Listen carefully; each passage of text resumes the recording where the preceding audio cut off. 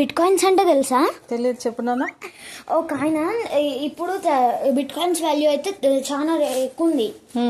అయితే ఒక ఆయన వెనుకటి కాలంలో అంటే ₹1 కూడా బిట్ కాయిన్ వాల్యూ లేనప్పుడు 7,500 బిట్ కాయిన్స్ కొని తన హార్డ్ డ్రైవ్ లో సేవ్ చేసుకున్నాడంట.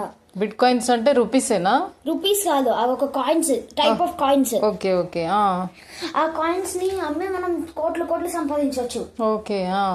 అవి ఆయన 7,500 కొని దీంట్లో ఆయన హార్డ్ డ్రైవ్ లో సేవ్ చేసుకున్నాడు.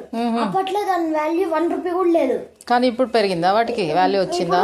కాదు, ఫ్యూచర్ లో దీని వాల్యూ ఏమైనా పెరగొచ్చేమో అని చెప్పి వాటిని సేవ్ చేసుకున్నాడు. అయితే ఆయన 7,500 బిట్ కాయిన్స్ సేవ్ చేసుకున్న హార్డ్ డ్రైవ్ పాస్వర్డ్ మర్చిపోయింది ఇప్పుడు. ఓకే.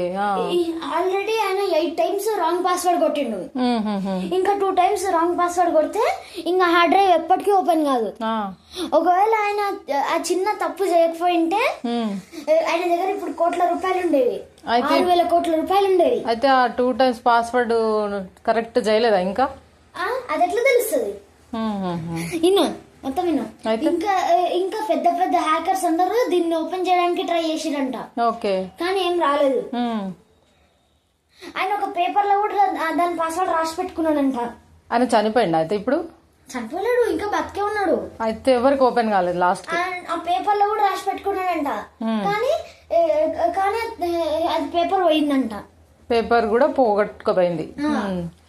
ఇప్పుడు ఆయన దగ్గర తప్పు చేయకపోయింటే ఆయన దగ్గర ఎన్నో కోట్ల రూపాయలు ఉండేవి. కోటీశ్వరుడు అవుతుండే ఆయన, కరోడ్పతి. ఓకే.